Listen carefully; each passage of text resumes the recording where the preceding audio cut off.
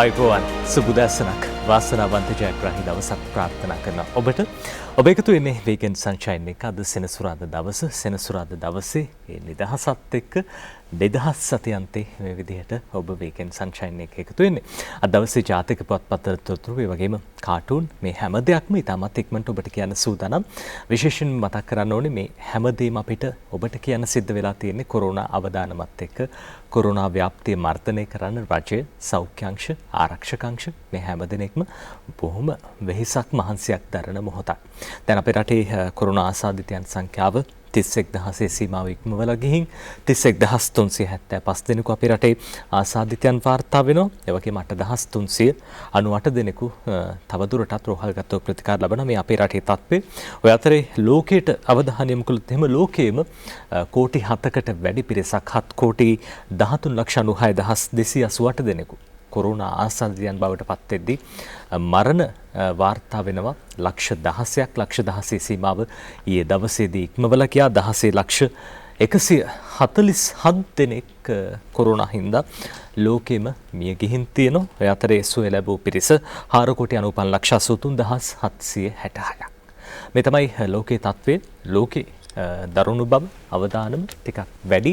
ඒ අවදානම දරුණු බව අපේ රටට ලං කරගන්න නැතුව ඉන්න අපි කටයුතු කරමු කියන කාරණාව තමයි සඳහන් කරන්නේ. ඊයේ දවසේ බොහෝ පාර්ශව සඳහන් කරපු කාරණාව මේ නිරෝධායන නීති උල්ලංඝනය කරන්න එපා කියන කාරණාව. මේ හැම දෙයක්ම ඊයේ දවසේ පවා සඳහන් කරපු ප්‍රධාන මාතෘකා අතර තිබ්බා. අපි සූදානම් ඒ සියල්ල ගැන කියන්න. මාත් එක්ක ඉන්නවා සමීර සුබදෑසනක්. සුබදෑසනක් නජිත්. අපි බලාගෙන ඉන්න හැම කෙනෙකුටම සුබදෑසනක් නිරෝගීමත් උදෑසනක් අපි ප්‍රාර්ථනා කරනවා. නජිත් ඔබ සඳහන් කළ ආකාරයටම ලංකාවේ ආසාදිතයන් 31375 දෙනෙක් වාර්තා වෙනවා. ඒ වගේම සුවය ලබා නිවෙස් බලා ගිය පිරිස 22831ක් වෙනකොට මරණ 146ක් රට තුලින් වාර්තා වී තිබෙනවා. ඒ නිසා තමයි අපි ඔබට නිතර අවධානය යොමු කරන්නේ, නිතර අවධාරණය කරන්නේ රාජ්‍ය සෞඛ්‍යාංශ සහ ඒ වගේම ආරක්ෂකාංශ මේ සියලු දෙනා ඔබට අවධානයෙන් කියා සිටින්නේ නිතර ඔබට කියන්නේ සෞඛ්‍යාංශ ලබා දෙන උපදෙස් පිළිපදින්න කියලා. ඒ තුලින් තමයි ඔබට රැකෙන්නට පුළුවන්කම ලැබෙන්නේ. ඔබේ ජීවිතය ඔබ අතේ තිබෙන්නේ. ඒ නිසා ඔබ රැකුණොත් ඔබට පුළුවන්කම ලැබෙනවා තවත් කෙනෙක් ආසාදිතයෝ නොවි සිටීමට වග බලා ගැනීමේ කටයුතු සිදු කරන්න. ඒ නිසා තමයි නජිත් අපි සඳහන් කරන්න ඕනේ ප්‍රධාන වශයෙන්ම ආරක්ෂකාංශ ඉල්ලීමක් කරලා තිබුණා ළඟ එන උත්සව සමයේදී සංචාරණය සීමා කරන්න කියලා. ඒ වගේම උත්සව පැවැත්වීම සීමා කරන්න පවුලේ සමාජිකයන් සමග පමණක් ඒ උත්සව ප්‍රිය සංഭാෂණ ආදිය සංවිධානය කරගන්න කියලා තමයි ඉල්ලීමක් කරනු ලැබුවේ. විශේෂයෙන්ම නත්තල් සමයේදී නත්තල් උත්සව මේ සියල්ල සීමා කරලා සංචාරණය සීමා කරලා හුදකලා බවින් යුතුව ඔබ කටයුතු කරොත් ඔබට ආරක්ෂා වෙන්න පුළුවන්කම තිබෙනවා. ඒ වගේම තමයි කරුණු තුනක් මත පදනම ඔබේ ජීවිතය ගොඩනැගිලා තිබෙනවා. විශේෂයෙන්ම ඒ තුලින් තමයි ඔබට ආරක්ෂා වෙන්න පුළුවන්කම ලැබෙන්නේ. මුව ආවරණ පැළඳීම, සමාජ දුරස්ථභාවය සහ නිතර අත්සේදීම කියන කරුණු කාරණා පමණයි ඔබට කරන්න කියලා ඉල්ලීමක් කරන්නේ. ඒ නිසා ඒ කරුණුත් එක්ක අනුගත වුණොත් ඔබේ ජීවිතය ආරක්ෂා කරගන්න පුළුවන්. ඔබ ආරක්ෂා වෙනවා කියන්නේ රට ආරක්ෂා වෙනවා කියන කාරණේ. මෙන්න මේ කරුණු මතකයේ තබාගෙන අද දවසේ වැඩ කරන්න කියලා අපි ඔබෙන් ඉල්ලීමක් කරනවා. ඒ ඉල්ලීමත් එක්ක අපිට පුළුවන්කම ලැබෙනවා අද දවසේදී ජාතික පුවත්පත් වාර්තා කර තිබෙන තොරතුරු දෙසට අවධානය යොමු කරන්න. ඒත් එක්කම නජිත් අපි දැක්කා පසුගිය සතිය උණුසුම් සතියක් බවට පත් වෙනවා. විශේෂයෙන්ම පාර්ලිමේන්තුවේ අයවැය සම්මත කරගන්නට හැකියාව ලැබෙනවා. අයවැය සම්මත වෙනවා අපි දැක්කා බ්‍රහස්පතින්දා දවසේ වැඩි ඡන්ද 97කින් පාර්ලිමේන්තුවේ අයවැය සම්මත කරගන්නවා. පක්ෂව ඡන්ද 151ක් ලැබෙනවා. විරුද්ධව ඡන්ද 54ක් ලැබෙන්නේ. ඒ අනුව 3/2ක බහුතර බලයකින් අයවැය පාර්ලිමේන්තුවේදී සම්මත වෙනවා පසුගිය සතියේ. ඒ වගේම විශාලම සුළං විදුලි බලාගාරය විවෘත කරනවා අග්‍රාමාත්‍ය මහින්ද රාජපක්ෂ මහතා විසින් ජාතික විදුලි බල පද්ධතියට තම්බපවණි විදුලි බලාගාරය ජාතියට තිලින කරා අග්‍රාමාත්‍යතුමා විසින්. ඒ වගේම ජාතික පාසල් 1000ක් ස්ථාපනය කරන රට තුල කැබිනට් අනුමැතිය ලැබෙනවා. මෙන්න මේ වගේ කරුණු කාරණා ගණනාවක් එක්ක පසුගිය සතියේ අපිට කතා බහ කරන්න මාතෘකා ගොඩ නැගුණා. ඒකත් එක්කම අපිට අද දවසේදී ජාතික පුවත්පත්වල තොරතුරු වාර්තා කර තිබෙන්නේ මොනවද කියලා සොයා බලන්න හැකියාව ලැබෙනවා. අපි මුලින්ම අවධානය යොමු කරන සූදානම් දිනබින පුවත්පතේ මුල් පිටුවේ වාර්තා කර තිබෙන ප්‍රධාන සිරස්තලයේ දෙසට නිරෝධායන නීති කැඩුවොත් වසර 3ක් ඉරේ නියෝජ්‍ය පොලිස්පති මාධ්‍ය ප්‍රකාශක අජිත් රෝහණ මහතා සඳහන් කරන කාරණයට ඉඩකඩ ලැබී තිබෙනවා. ගෘහස්ත නිරෝධායනයට ලක් කර ඇති පුද්ගලයන් නිරෝධායන රීතීන්ට පටහැනිව ක්‍රියා කළොත් ඔවුන්ට එරෙහිව අධිකරණයේ නඩු පවරා වසර 3ක සිරදඬුවමකට සහ දඩයකට ලක් කිරීමේ හැකියාව පවතින බැවින් නිරෝධායන නීති රීති පිළිපදිමින් නිවසේ රැඳී සිටින්නයි පොලිස් මාධ්‍ය ප්‍රකාශකතුමා ඉල්ලීමක් කරනවා. නිරෝධායන නීති රීති වලට පටහැනිව ඇතැම් අය කටයුතු කරන බවට තොරතුරු ලැබී තිබෙන බැවින් ගෘහස්ත නිරෝධායනයට ලක් කළ විට නිරන්තරයෙන් එම නිරෝධායන රීතීන්ට අනුව කටයුතු කළ යුතු අතර නිවසින් බැහැර යාමත් එම නිවසට පිටස්තර පුද්ගලයන් පැමිණීමත් සම්පූර්ණයෙන් තහනම් බව තමයි නියෝජ්‍ය පොලිස්පතිවරයා සඳහන් කර තිබෙන්නේ. දිනමින වාර්තා කරන මුල් පිටුවේ ප්‍රධාන සිරස්තලයේ දෙසටයි අපි අවධානය යොමු කළේ. අතර සමීර ඩේලි නිවුස් පුවත්පතත් අද ප්‍රධාන සිරස්තලයේ විදිහට වාර්තා කරන්නේ මේ කරුණ imprisonment fine for home based quarantine violators මේ නිවෙස් නිරෝධායනයට ලක් කරලා තියෙන පිරිස ඒ නිරෝධායන නීති රීතීන් උල්ලංඝනය කළොත් එහෙම උන්ට අත්හිට වූ සිරදඬුවම් ලබා දෙන්නට කටයුතු කරන වසර 3ක් දක්වා කාලයක් තුල ඒ වගේම දඩ නියම කරන්නට කටයුතු කරන බව නියෝජ්‍ය පොලිස්පති නීතිඥ අජිත් රෝහණ මහත්මයා සඳහන් කරලා තියෙනවා. over 95,800 people currently under home quarantine මේ වෙනකොටත් නිවාස නිරෝධායනයට පුද්ගලයන් 95,800 දෙනෙකු යොමු කර තිබෙන බව එතුමන් වැඩි දුරටත් සඳහන් කරලා තියෙනවා. ඒ අද ඩේලි නිවුස් පුවත්පත වාර්තා කරන තොරතුරු. ඒ වගේම අද දවසේ ඩේලි මිරර් පුවත්පතත් ප්‍රධාන සිරස්තලයේ විදිහට වාර්තා කරන්නේ මේ පුවත. ඩේලි මිරර් පුවත්පතට ලියනවා මේ විදිහට අද දවසේදී දර්ශන සංජීව බාලසූරිය මේ පුවත ලියන්නේ stern legal action against those violating quarantine regulations. අපි අර කලින් සඳහන් කර ආකාරයෙන්ම ඩේලි නිවුස් පුවත්පතේ සඳහන් කළ ආකාරයෙන්ම නිවාස නිරෝධායනයේ යෙදෙන පුද්ගලයන් ඒවා උල්ලංඝනය කළොත් ඔවුන්ටත් අත්හිට වූ සිරදඬුවම් ලබා දෙන්නට කටයුතු කරනවා කියලා අද ඒ විදිහට ඩේලි මිරර් පුවත්පතත් තොරතුරු සඳහන් කරනවා. ඔව් නජිත් ඔය කාරණේ අපි දැක්ක පසුගිය සති කිහිපෙම දිගින් දිගටම ආරක්ෂක අංශ වලින් උපදෙස් ලබා දෙනවා නිවෙස් නිරෝධායනය කඩ කරන්නට එපා.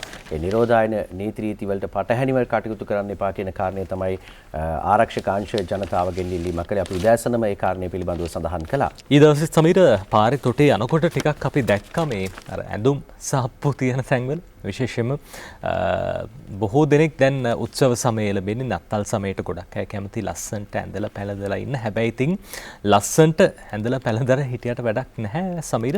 අපිට තවමත් ඉතින් මුඛාවරණ පාවිච්චි කළා තමයි සමාජයේ ගැවසෙන්න වෙන්නේ. ඒ හින්දා ටිකක් ඒ ගැන හිතන්න.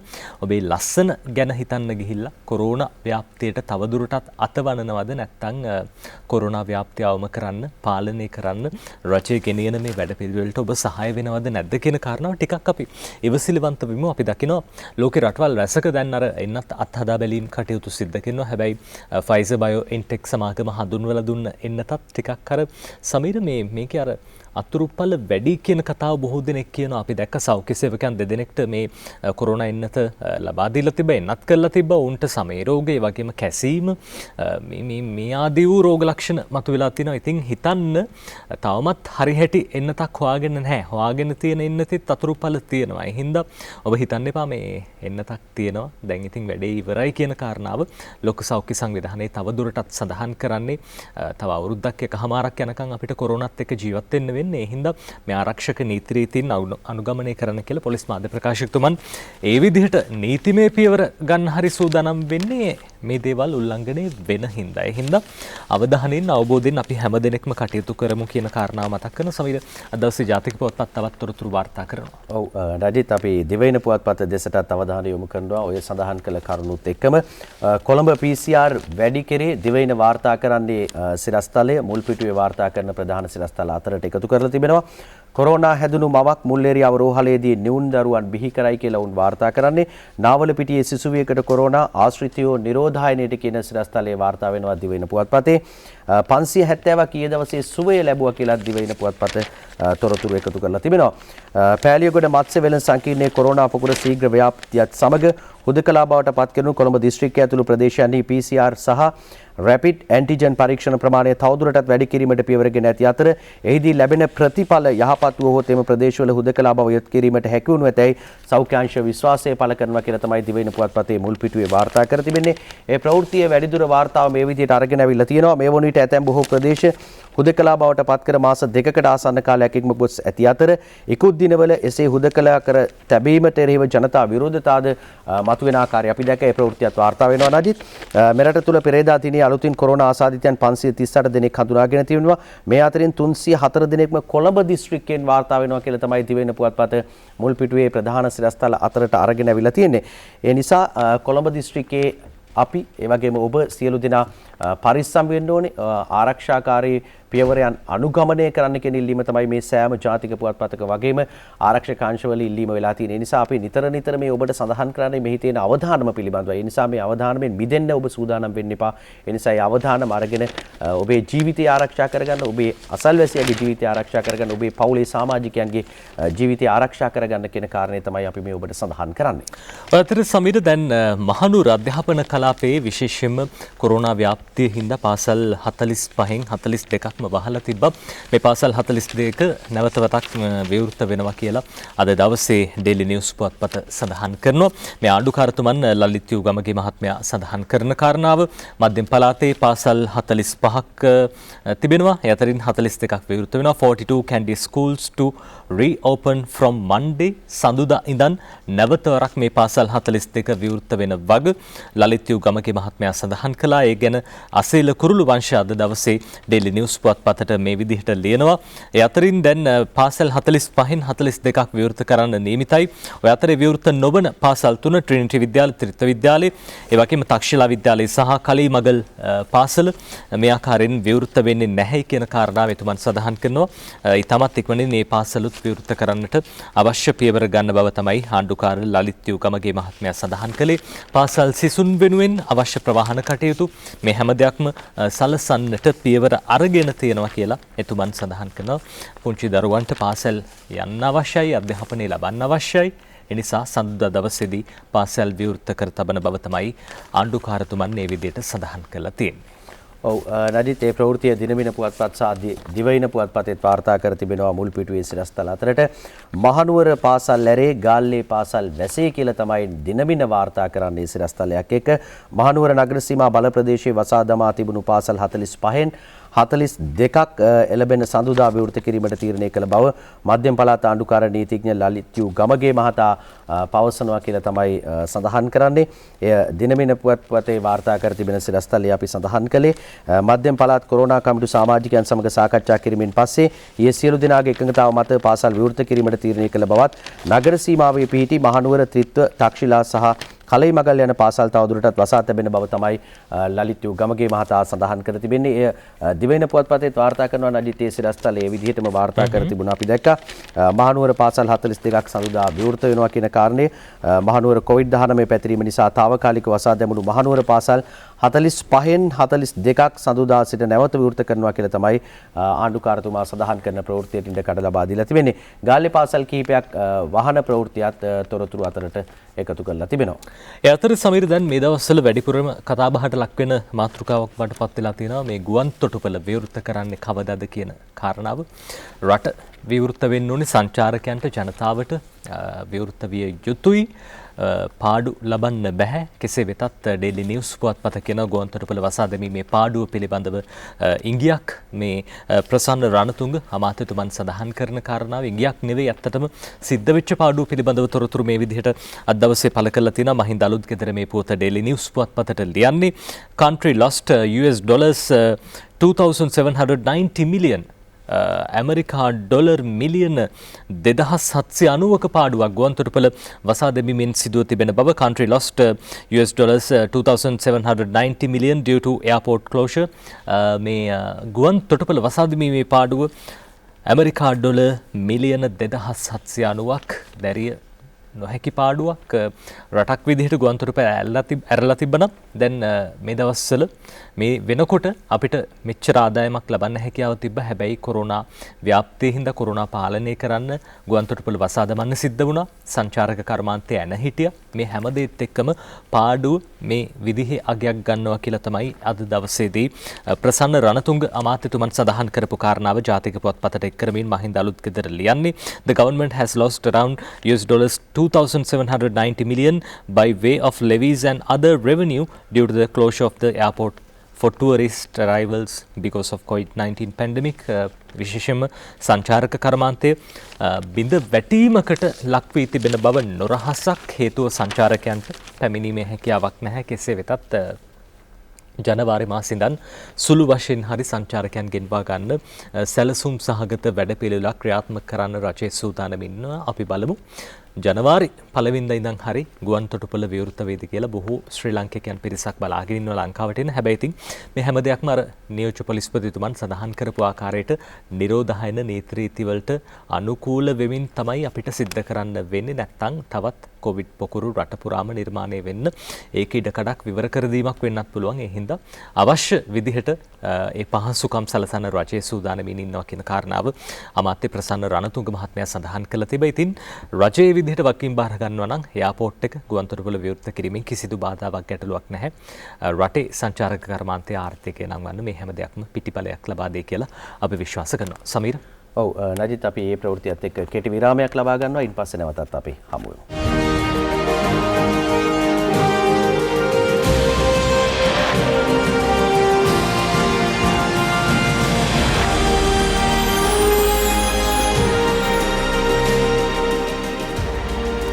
ඔබ එකතු වෙන්නේ වීකෙන්ඩ් සන්ෂයින් එක. අද දවසේ ජාතික පුවත්පත් තොරතුරු අපි බලමින් හිටියේ. දැන් කොරෝනා මර්ධනය සම්බන්ධයෙන් ඒ සිද්ධ වෙන වැඩපිළිවෙල කුයි ආකාරයෙන්ද ක්‍රියාත්මක වෙන්නේ කියලා අද දවසේ ජාතික පුවත්පත් තොරතුරු බොහොමයක් වාර්තා කරනවා. ඔය අතරේ දෙවයින පුවත්පතත් අද දවසේ මේ පිළිබඳව තොරතුරු වාර්තා කරනවා.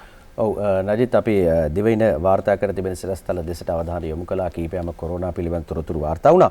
තවත් ප්‍රවෘත්ති කිහිපයක් දෙවයින වාර්තා කරනවා. ඒ සම්බන්ධයෙන්ම මහනුවර නිරෝධායනය වුණ පොලිස් නිලධාරීන් 13 දෙනෙකුට කොරෝනා දෙවයිනයි වාර්තා කරන්නේ මුල් පිටුවට. මහනුවර බෝගම්බර සිසිල පොලිස් කනිෂ්ඨ නිවාඩුනිකේතනයේ කොවිඩ් නිරෝධායන මධ්‍යස්ථානයේ නේවාසිකව සිටි කාන්තා පොලිස් නිලධාරීන් 13 දෙනෙකුට COVID-19 වෛරසය ආසාදනය වී ඇති බව මහනුවර පොලිස් මූලස්ථානයේ ප්‍රකාශකයෙක් සඳහන් කරනවා කියලා තමයි දෙවයින වාර්තා කරන්නේ. ඒ ප්‍රවෘත්තියේ වැඩිදුර තොරතුරු මේ විදිහට සඳහන් වෙනවා.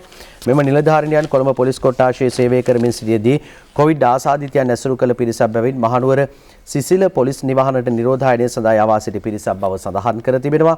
කාන්තා පොලිස් නිලධාරීන් පිරිස මහනුවර විශේෂ COVID ප්‍රතිකාර මධ්‍යස්ථානයකට ඇවීමට මහනුවර පොලිස් ප්‍රධානීන් කටයුතු කරමින් ඉන්නවා කියලා තමයි තොරතුරු වාර්තා කර තිබෙන්නේ. ඒ දිවයින මුල් පිටුවේ වාර්තා කරන සිරස්තලයක් දෙසටයි අපි අවධානය යොමු කළේ. අපි සඳහන් කරනවා තව ප්‍රවෘත්ති කීපයක් තිබෙනවා අපි ළඟ දින මිනත් වාර්තා කරනවා මේ හා සම්බන්ධ ප්‍රවෘත්ති කීපයක් නජිත්. ඒ අනුව විශේෂයෙන්ම කොරෝනා තත්ත්වයෙන් පිළිබඳව ඔබ සඳහන් කළා ගුවන් තොටුපළේ ඇති වී තිබෙන තත්ත්වය. ගුවන් තොටුපළ වසා දැමීමෙන් රජයට කෝටි 51615ක පාඩුවක් කියලා දිනමින පුවත්පතේ මුල් පිටුවේ වාර්තා කර තිබෙනවා සිරස්තල විදියට. ඒ ප්‍රවෘත්තියේ වැඩිදුර වාර්තාව මේ විදියට අරගෙන අවිලා තියෙනවා. ගුවන් තොටුපළ වසා දැමීමෙන් රජයට සිදු පාඩුව පිළිබඳව තොරතුරු. COVID-19 වසංගතයේ ව්‍යාප්තිය හේතුවෙන් ගුවන් තොටුපළ වසා දැමීමත් සමග රජයට සිදුව තිබෙන සමස්ත පාඩුව රුපියල් කෝටි 51615ක් පමණ වෙනවලු. ඒ පිළිබඳව වාර්තා වෙනවා. ගුවන් තොටුපළ වසා දැමීමත් සමග විදේශ සංචාරකයන්ගේ පැමිණීම සම්පූර්ණයෙන්ම අඩාල වී තිබෙන නිසා මේ හේතුවෙන් සංචාරක ශ්‍රේෂ්ඨයට ලැබිය යුතු දැවැන්ත මුදලක් අයිමි වී ගොස් තිබෙන බවත් සඳහන් කරනවා දිනවින පුවත්පතේ මුල් පිටුවේ වාර්තා කර තිබෙන සිරස්තල අතරට. ඒත් එක්කම තමයි සඳහන් කරන කාරණාත් එක්කම කොළඹ හුදකලාවී දින 45යි දිනවින වාර්තා කරන්නේ සහනයක් දෙන්න වැඩපිළිවෙලක් ආරම්භුවා කියලා කියනවා. දිස්ත්‍රික් ලේකම්තුමා කියන කතාවටත් ඉඩකඩ ලබා දෙනවා දිනමින පුවත්පතේ මුල් පිටුවේ. ප්‍රදීප් යසරත්න මහත්මයා දිස්ත්‍රික් ලේකම්තුමා සඳහන් කර තිබෙනවා කොළඹ හුදකලාවී දින 45යි සහනයක් දෙන්න වැඩපිළිවෙලක් ආරම්භ කළා කියලා. කොළඹ දිස්ත්‍රික්කයේ දීර්ඝ කාලයක් උදකරා කළ ඇති මහල් නිවාස වතු හා විවිධ ප්‍රදේශවල ජනතාවට සහනයක් සලසා දීම සඳහා ඒ ආශ්‍රිතව හමු ලෙස PCR පරීක්ෂණ ප්‍රතිදේහ පරීක්ෂණ සිදු කර ආසාදිතයන් හඳුනා ගැනීමේ වැඩපිළිවෙලක් ආරම්භ කර ඇති බව කොළඹ දිස්ත්‍රික් ලේකම් ප්‍රදීප් යස්රත්න මහතා සඳහන් කර තිබෙනවා කියලා තමයි තොරතුරු වාර්තා කරන්නේ. ඒ ප්‍රවෘත්තිය දිනමින පුවත්පතේ මුල් පිටුවේ වාර්තා කර තිබුණු සිරස්තලයන් අතරට අරගෙන ඇවිල්ලා තිබුණා නජිත්. ඒත් එක්කම කොරෝනා ආසාදිතයෙකු ඇවිත් ඉතාලි කොන්සියුල කාර්යාලයේ తాවකාලිකව වසා දමයි කියලා දිනමින පුවත්පතේ මුල් පිටුවේ වාර්තා කර තිබෙනවා සිරස්තලයක්. ඒ ප්‍රවෘත්තියේ වැඩිදුර වාර්තාව මේ විදිහට සඳහන් වෙනවා. කොන්සියුල සේවා ලබා ගැනීමට ඉතාලි කොන්සියුල කාර්යාලයට පැමිණි ශ්‍රී ලාංකිකයෙකුට COVID-19 ආසාදනය වී ඇති බව තහවුරු වීමත් සමග එම කාර්යාලය එළඹෙන 15 වෙනිදා දක්වා తాවකාලිකව වසා දැමීමට තීරණය කර තිබෙනවා. ඒ නිසා පෞද්ගලික දිනවල එම කාර්යාලයට සේවා ලබා ගැනීමට පැමිණි පිරිසටත් අවධානයෙන් ඉන්න කියලා තමයි ඉල්ලීමක් කරලා තිබෙන්නේ. ඒ සඳහානේ කොන්සල් ජෙනරාල් කාර්යාලය නැවත විවෘත කිරීම සම්බන්ධයෙන් 15 වෙනිදා ප්‍රකාශයට තමයි ප්‍රකාශයට පත් කරනවා කියලා සඳහන් කර තිබෙන්නේ. ඉතාලි කන්සියුල කාර්යාලයේ తాවකාලිකව වසා දැමී කොරෝනා ආසාදිතයෝ කැවිත් කියලා තමයි සිරස්තලයේ දිනමින පුවත්පතේ මුල් පිටුවේ වාර්තා කර තිබෙන්නේ. ওই විදිහට තමයි දිනමින සහ දිවයින පුවත්පත්වල කොරෝනා සම්බන්ධයෙන් ප්‍රවෘත්ති කීපයක් වාර්තා කර තිබුණා අජිත්. උසමිර අද දවසේ අපි තවත් මාතෘකාවකට අවධානය යොමු කරන්න සූදානම් ජාතික පුවත්පත් වාර්තා කර තිබෙන තොරතුරු අතර අපි දැක්ක දැන් අයවැය ඡන්ද විමසීම පාර්ලිමේන්තුවේදී පැවැත්වෙනවා. 3/2 බහුතරයකින් අයවැය 3 වෙනි වර කියවීමත් සම්මත වුණා. ඔය අතරේදී රාජ්‍ය ගිණුම් පිළිබඳ කාරක සභාව පාර්ලිමේන්තුවේදී රැස් වෙනවා. අපි දන්නවා කෝප් කමිටුව, කෝපා කමිටුව මේ හැම දෙයක්ම පාර්ලිමේන්තුවේදී රැස් වෙනවා. කෝපා කමිටුව රැස් වුණු අවස්ථාවේදී ලැබුණු තොරතුරු මත වාර්තා කරන ප්‍රවෘත්තියක් අද මේ විදිහට ඩේලි නිවුස් පුවත්පතේ සිරස්තලයක් යොදමින් පළ කරලා තියෙනවා. ඒ තමයි ශ්‍රී Lanka record highest annual elephant deaths, second highest human deaths in world. ලෝකයේ වැඩියෙන්ම අලි ඝාතන නැත්තම් මේ විශේෂයෙන්ම අලින්ම ඝාතනය කරන රට බවට අපේ රට පත් වී තිබෙනවා. මේ අලින්ගේ මරණ ප්‍රමාණය ඉතාමත් ඉහළයි. ඒ අතරින් දෙවෙනි රට බවට පත් වී තිබෙනවා. විශේෂයෙන්ම මේ අලි මිනිස් ගැටුමින් මිනිසුන් මිය යන වැඩිම මිනිසුන් පිරිසක් මිය යන දෙවන රට බවට අපේ රට පත් වී තිබෙන බව අද ඩේලි නිවුස් පුවත්පත මේ විදිහට සඳහන් කරනවා. කෝපා meeting on human elephant conflict reveals කියලා මේ කෝපා කමිටුවේදී හෙළිවෙච්ච කරුණු අනුව තමයි වාර්තා කරන්නේ. අලි මිනිස් ගැටුම සම්බන්ධයෙන් මේ ලැබුණු තොරතුරු අනුව ශ්‍රී ලංකාව ලෝකයේ වැඩිම අලි ප්‍රමාණයක් මියන් රට බවට පත් වෙලා තියෙනවා මේ අලි මිනිස් ගැටුම හේතුවෙන්. ඒ වගේම මිනිසුන් ප්‍රමාණය මියාමතින් දෙවෙනි තැනට පත් වෙලා තියෙනවා කියලා ඩේලි නිවුස් පුවත්පත විදිහට සඳහන් කරන අතරේ අද දිවයින ඒ ගැන මේ විදිහට තොරතුරක් ලියනවා. දිවයිනට කරුණාරත්න ගමකේ ලියන පුවත පොළොන්නරුවේ ගත වූ මාස 11ට මිනිස්සු 19ක් සහ අලි 43ක් මරුට අලි 43ක් මරුට කියලා තමයි දිවයින පුවත්පතට කරුණාරත්න ගමගේ ලියන්නේ. සමහරලාට හිතනවා අලි 43 දෙනෙක් හිටියද කියලත්. ඒ තරමටම ටිකක් හද කම්පා කරවන ශෝක ඒ දනවන පුවතක් බවට පත් වෙන අද දවසේ මේ පුවත දිවයින වාර්තා කරන කාරණාව පොළොන්නරුවේ ගත වූ මාස 11ට මේ අතුල් පිටුවක වාර්තා කරන්නේ මේ තොරතුර. පොළොන්නරුවේ ගත වූ මාස 11ට මිනිස්සු 19ක් සහ අලි 43ක් මරුට. පොළොන්නරුව වනජීවි කලාපය තුළ මේ වසරේ ජනවාරි මාසයේ සිට නොවැම්බර් මාසයේ දක්වා ගත වූ මාස 11ට අලි මරණ 43ක් සිදු ඇතැයි වනජීවි නිලධාරීහු කියති. එම කාලය තුළ අලි මිනිස් ගැටුම හේතුවෙන් අකාලයේදී ව්‍යාහිමි වූවන්ගේ ගණන 19ක්. වනජීවි දෙපාර්තමේන්තුවේ නිල දත්තවලට අනුව වැඩිම අලි මරණ සංඛ්‍යාවක් සිදු ඇත්තේ දෙමුලාකල වැලිකන්ද මැදිරිගිරිය සහ ඇලහැර යන ප්‍රාදේශීය ලේකම් කොට්ටාස වලින් කියලා වැඩිදුරටත් තොරතුරු ඔය විදිහට සඳහන් කරනවා දිවයින පුවත්පතට. ඔව් නජිත් අපි තවත් ප්‍රවෘත්තියකට අවධානය යොමු කරනවා. දිනමින වාර්තා කරනවා මුල් පිටුවේ සිරස්තල අතරට ඔබ සඳහන් කළ ආකාරයටම තවත් තොරතුරු ගණනාවක් තිබෙනවා අපිට වාර්තා කරන්න. දිනමින පුවත්පතේ මුල් පිටුවේ සිරස්තල වාර්තා වෙන්නේ. දිනමින පුවත්පතේ මුල් පිටුවේ වාර්තා කර තිබෙන සිරස්තලයක් බෝසතාණන් අවුරුදු 6ක් දුෂ්කර ක්‍රියා කළාක් මෙන් ජනතාවට අවුරුදු 5ක් දුෂ්කර ක්‍රියා කිරීමට සිදු වෙනවා කියලා එක්සත් ජාතික පක්ෂයේ හිටපු පාර්ලිමේන්තු මන්ත්‍රී පාලිත රංගබණ්ඩාර මහතා කියන කතාවට ඉඩකඩ ලබා දීලා තියෙනවා. බෝසතාණන් වහන්සේ සත්‍ය අවබෝධ කර ගැනීමට 6 අවුරුද්දක් දුෂ්කර ක්‍රියා කළාක් මෙන් 5 අවුරුද්දක් දුෂ්කර ක්‍රියා කිරීමට මහ ජනතාවට සිදු වී ඇතැයි හිටපු ඇමතිතුමා පාලිත රංගබණ්ඩාර මහත්තයා කියන කතාව පුත්තලමේ පසුගියදා පැවති එක්සත් ජාතික පක්ෂ ප්‍රතිසංවිධානය කිරීමේ වැඩසටහනක් අමතමින් තමයි පාලිත රංගබණ්ඩාර මහතා මේ කතාව සඳහන් කර තිබෙන්නේ. ඒ ප්‍රවෘත්තියට දිනමින පුවත්පතේ තමයි ඉඩකඩ ලබා දීලා තිබෙන්නේ. ඒත් එක්කම දිනමින වාර්තා කරන තවත් සිරස්තලයක් දෙසට අපි අවධානය යොමු කරනවා. ජනතා විමුක්ති පෙරමුණේ හිටපු පාර්ලිමේන්තු මන්ත්‍රීතුමා බිමල් රත්නායක මහතා සඳහන් කරන කාරණය පාසල් දරුවන්ට අන්තර්ජාල පහසුකම් නොමිලේ දෙන්න කියලා ඉල්ලීමක් කරනවා රජයෙන්. ඒ පිළිබඳවත් අවධානය යොමු කරන්නේ දිනමින පුවත්පතේ මුල් පිටුවේ සිරස්තල අතරට තමයි එකතු කරලා තිබෙන්නේ. පාසල් දරුවන්ට අන්තර්ජාල පහසුකම් නොමිලේ දෙන්න කියලා තමයි කියන්නේ. කොරෝනා වසංගත තත්ත්වයේ අවසන් වන තෙක් පාසල් දරුවන් සඳහා නොමිලේ අන්තර්ජාල පහසුකම් ලබා දෙන්නයි ජාතික ජන බලවේගයේ රජයෙන් ඉල්ලීමක් කර තිබෙනවා. ඉදිරි කාලයේදී අන්තර්ජාල පහසුකම් මගින් පාසල් දරුවන්ගේ අධ්‍යාපන කටයුතු කිරීමට සිදුවන නිසා ඒ හේතුවෙන් රටේ සෑම දරුවෙකුටම අධ්‍යාපනය ලබා දීම වෙනුවෙන් අන්තර්ජාල පහසුකම නොමිලේ ලබා දෙන්නයි හිටපු පාර්ලිමේන්තු මන්ත්‍රී බිමල් රත්නායක මහතා ඉල්ලීමක් කරනවා කියලා තමයි වාර්තා කර තිබෙන්නේ. ඒ විදිහට විපක්ෂයේ ජාතික ජන බලවේගයේ මන්ත්‍රීතුමා හැම ඉල්ලීමක් කරද්දී අපි දකිනවා දිනමින වාර්තා කරනවා තවත් සිරස්තලයක් මුල් පිටුවට කටයුතු අරගෙන යනවා. ප්‍රාදේශීය මාධ්‍යවේදීන්ට රජයෙන් සහනයක් ලැබෙනවා.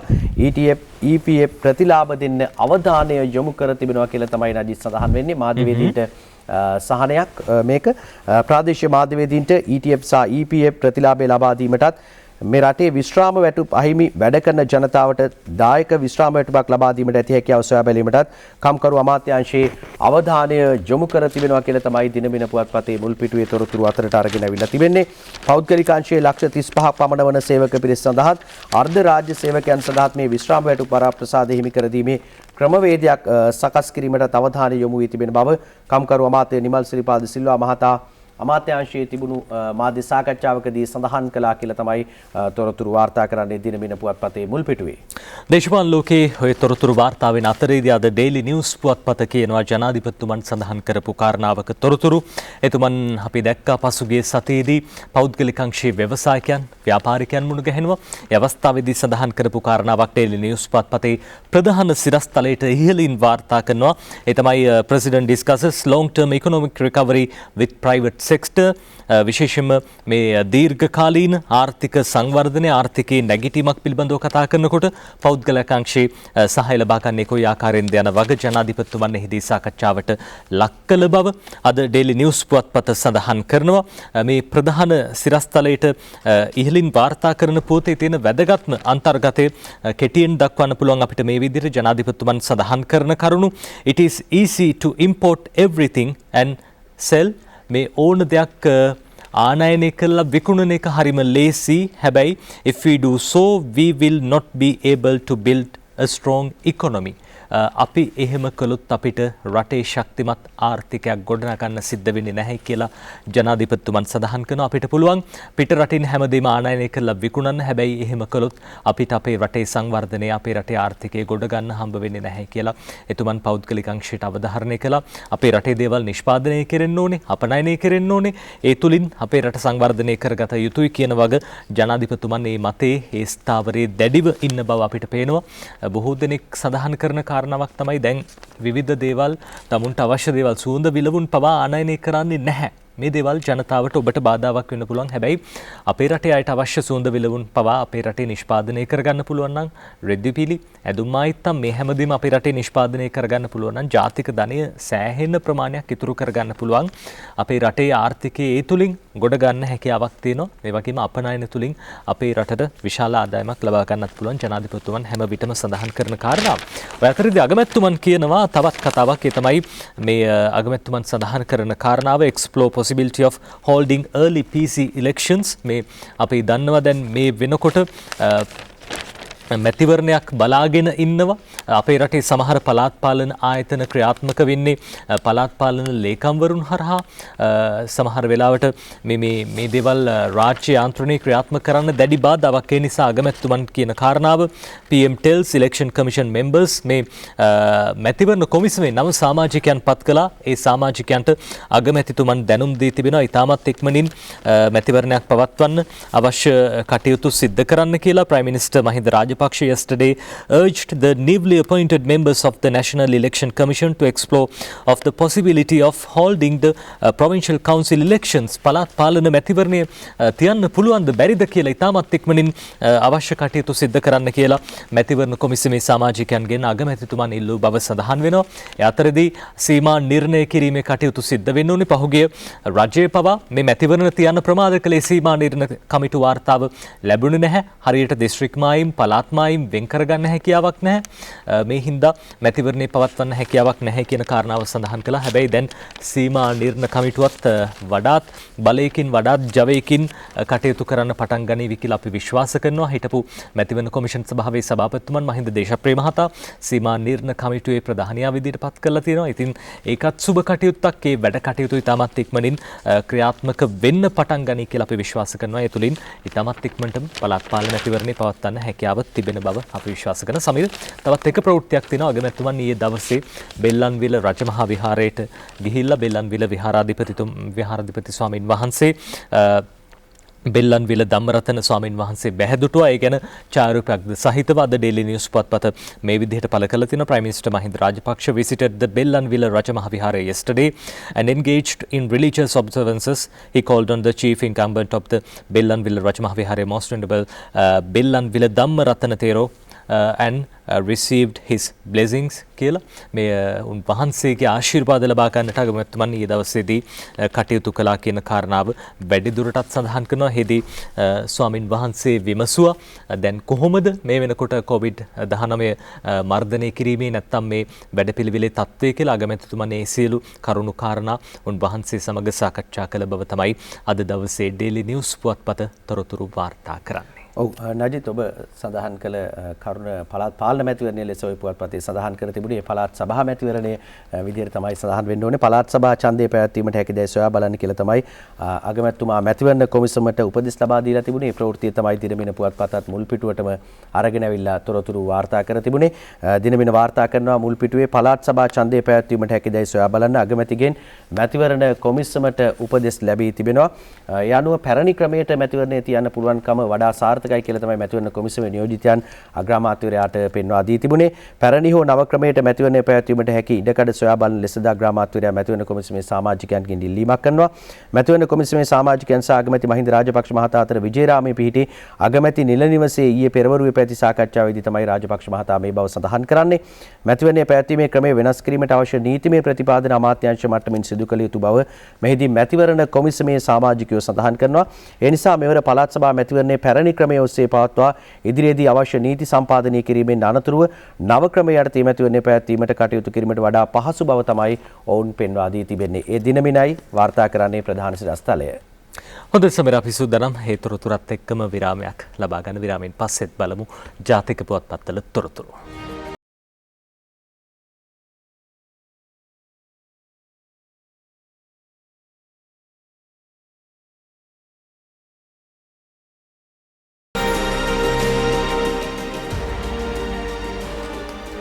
උදේ 6 විනාඩි 37යි දැන් වෙනවා. අපි ජාතික පුවත්පත්වල තොරතුරු දෙසටයි අවධානය යොමු කරමින් සිටියේ.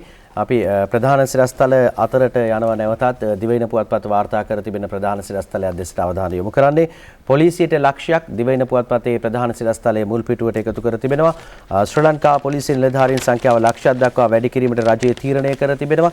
ඒ අනුව දැනට පොලිසියේ සිටින සංඛ්‍යාව 70000ක්. උතුරේ සහ නැගෙනහිර ප්‍රදේශයේ පොලිස් ස්ථානවලට අවශ්‍ය පොලිස් බටයන් වැඩිපුර ලබා දීම සඳහා මෙම පියවර අරගත්ත කියලා තමයි දිවයින පුවත්පතේ මුල් පිටුවේ වාර්තා කර තිබෙන සිරස්තලයේ වාර්තා වෙන්නේ නජිත්. පොලිසියට ලක්ෂයක් කියලා තමයි සිරස්තලයේ අරගෙන ඇවිල්ලා තියෙන්නේ. පතර ඩේලි නිවුස් පුවත්පත සඳහන් කරන කාරණාවක් ඊයේ දවසේදී පුද්ගලයන් 5 දෙනෙකු අත්අඩංගුවට අරගෙන තියෙනවා. ඒ තමයි ශ්‍රී ලංකා ගුවන් හමුදා මූලස්ථානයේ ඉහළ අහසේ ඩ්‍රෝන යානාවක් පියාසර කරවීම හේතුවෙන් හද ඩේලි නිවුස් එක ගැන මේ විදිහට ලියනවා. අමිල ප්‍රභාත් සමගින් අනුරාධපුර වාර්තාකරු සඳහන් කරන කාරණාව සමාවෙන්න මේ ගුවන් හමුදා කඳවුරකට ඉහළින් තමයි මේ ड्रोन यानी पियासर करलती 5 arrested for flying drone near SLAF base. 5 persons including a woman and have been arrested by the Anuradhapura police on Thursday for illegally flying a drone camera near the Anuradhapura Air Force base. Anuradhapura ගුවන් හමුදා කඳවුරට ඉහළින් මේ ඩ්‍රෝන යානය පියාසර කළවලා කාන්තාවක් ඇතුළු 4 දෙනෙකු අත්අඩංගුවට අරන් තිනවා. මේ අත්අඩංගුවට අරන් තියෙන කාන්තාව සහ අනෙකුත් 4 දෙනා බොරලැස්ගමුව ගණේමුල්ල සහ ඉබ්බාගමුව වගේම හොරණ ප්‍රදේශවල පදිංචිකරුවන් කියලත් අද දවසේ ඩේලි නිවුස් පුවත්පත තොරතුරු වාර්තා කරනවා. විශේෂයෙන්ම මේ තම්මැන්නාපුර විද්‍යාලය අනුරාධපුර ප්‍රදේශයේ පිහිටලා තියෙන පාසලක් මේ පාසලට ආශ්‍රිත ප්‍රදේශයකින් තමයි මේ ඩ්‍රෝන යානාව ඉහළට නංවලා තියෙන්නේ.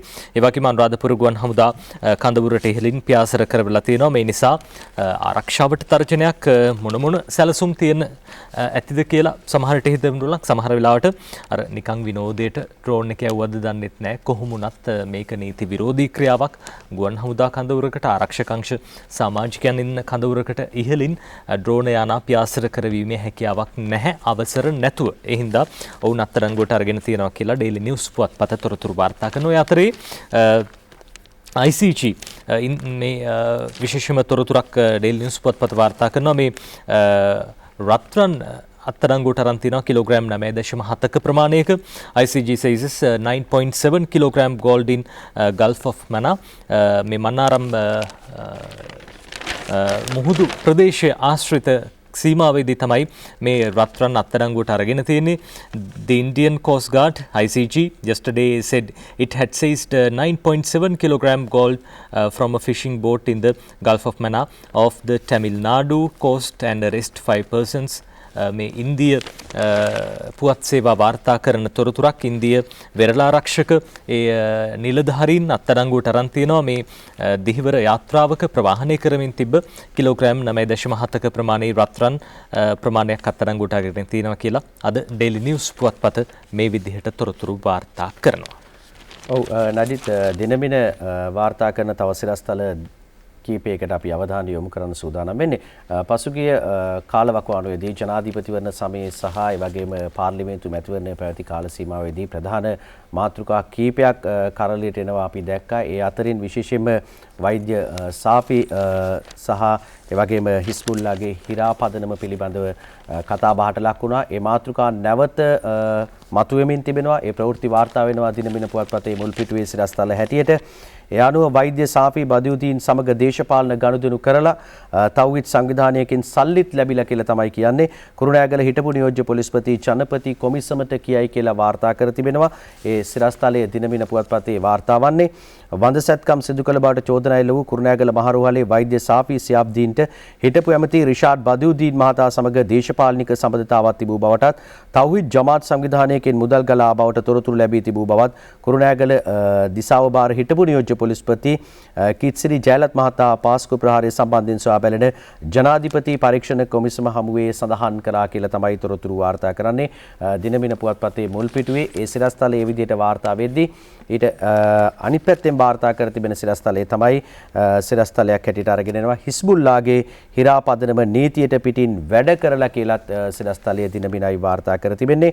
ඒ අනුව ඒ ප්‍රවෘත්ති වාර්තා වෙනවා ආන්දෝලනයකට තුඩු දුන් මඩකලපුව පෞද්ගලික විශ්වවිද්‍යාල ස්ථාපිත කිරීමේදී නැගෙනහිර පළාත හිටපු ආණ්ඩුකාර AMLM හිස්බුල්ලා සභාපතිත්වයට දැරූ හිරාපදනම නම් සංවිධානය රටේ පවතින සාමාන්‍ය නීති රෙගුලාසි වලට පටහැනිව දූෂණ අක්‍රමිකතා සහ බලය අනිසි ලෙස භාවිත කිරීම රැසක් සිදු කර ඇති බව මඩකලපුව පෞද්ගලික විශ්වවිද්‍යාල විද්‍යායතන ස්ථාපිත කිරීමේ සහ පවත්වාගෙන යාමේ ක්‍රියාවලිය පිළිබඳ විශේෂ විගණන වාර්තාවෙන් හෙළිදරව් වෙලා තියෙනවා කියලා තමයි නජිත් තොරතුරු වාර්තා කරන්නේ. ඒ දිනමින පුවත්පතේ මුල් පිටුවේ වාර්තා වන්නේ හිස්බුල්ලාගේ හිරාපදනම නීතියට පිටින් වැඩ කරලා කියලා තමයි විශේෂ විගණන වාර්තාවෙන් හෙළි වී තිබෙන්නේ. අද දවසේ ඩේලි නිවුස් පුවත්පතත් ඒ පුවත වාර්තා කරන audit රිපෝර්ට් ෆයින්ස් glaring wrongdoings in setting of Sharia University. මේ ශරියා විශ්වවිද්‍යාලයේ පිහිටුවීමේදී කිසියම් ආකාරයක වැරදි ක්‍රියාපිළිවෙත් රසක් අනුගමනය කරලා තියෙනවා කියලා විගණන වාර්තාවෙන් හෙළි වෙලා තියෙනවා. Audit report finds glaring wrongdoings in setting of Sharia University. මේ පුවත ලියන්නේ රුවන්ත නිතුල්ගස්පිටිය රුවන්ත ලියන විදිහට රටේ පවතින සාමාන්‍ය නීතියට ඒ සම්ප්‍රදායට ඒ ක්‍රියාපිළිවෙතට පරිබාහිරව යමින් මේ විශ්වවිද්‍යාල ස්ථාපනය කරන්න හිස්බුල්ලා මහත්තයා සභාපතිත්වයේ දරන හිරාපදනම කටයුතු කරලා තියෙනවා කියලා විශේෂයෙන් සඳහන් වෙනවා. හිස්බුල්ලා මහත්තයා හිටපු නැගෙනහිර පළාත් ආණ්ඩුකාරවරයා මෛත්‍රීපාල සිරිසේන ජනාධිපතිවරයාගේ සමයේදී විශේෂ විගණන වාර්තාව හෙළි කරන තොරතුරු අනුව විශේෂයෙන්ම මේ මඩකල්පුව විශ්වවිද්‍යාලය ඉදිකිරීමේදී ඒ හිරාපදනමට සල්ලි ගලාගෙන ආපු විදිහ රටේ නීතියට පටහැනි. ඒ වගේම මේ ප්‍රදේශයේ පළාත් පාලන ආයතන සමග නිසි දැනුවත් කිරීමකින් තොරව කටයුතු කරලා තියෙනවා කියලත් අද දවසේ ඩේලි නිවුස් පුවත්පත තොරතුරු සඳහන් කරනවා. රටේ තියෙන සාමාන්‍ය නීතිය සලකන්නේ නැතුව ඒ ප්‍රදේශයට වෙනමම ප්‍රාදේශීය නීතියක් අනුකූල කරගනිමින් අපි දැක්ක පහුගිය කාලයේදී මේ හිස්බුල්ලා මහත්මයා කටයුතු කරලා තිබ්බා කියලා ජනාධිපති පරීක්ෂණ කොමිෂන් සභාවේදීත් හෙළි වෙනවා. පාස්කු ප්‍රහාරය පිළිබඳ විමසන අවස්ථාවේදී එතුමන්ගෙන් මේ පිළිබඳවත් ප්‍රශ්න කරනවා. සල්ලි ගලාගෙන ආපු විදිය සමහර විට එතුමා දන්නෙත් නැහැ. හැබැයි මහා පරිමාණයෙන් සල්ලි ඇවිල්ලා තියෙනවා රාජ්‍ය නොවන විදේශ රටවල තියෙන විශේෂයෙන්ම ඔය අරාබිකරයේ තියෙන පුණ්‍ය ආයතන කියලා හඳුන්වන ආයතන විශේෂයකින් මේ විදිහට මුදල් ලැබිලා තියෙනවා. ඉතින් මේ දේවල් රටේ නීතියට පටහැනි කියන කාරණාව දැන් විගණන වාර්තාවෙන් තහවුරු වෙලා තියෙනවා කියලා තොරතුරක් සඳහන් වෙන්නේ අද ඩේලි නිවුස් පුවත්පතේ. ඔව් දිනමින වාර්තා කරන තව සිරස්තලයක් දෙසටයි අපේ අවධානය යොමු වන්නේ. ඒ අනුව දිනමින පුවත්පතේ මුල් පිටුවේ වාර්තා වෙනවා වෛද්‍ය සභාවේ 5 දෙනා ඉවත් කරන්නේ නීත්‍යානුකූලවයි. වෛද්‍ය සංගමේ වෛද්‍ය නිලධාරීන්ගේ සංගමය කියයි කියලා තමයි තොරතුරු අරගෙන ඉන්නේ. ඒ අනුව ඒ ප්‍රවෘත්තිය වාර්තා කර තිබෙනවා.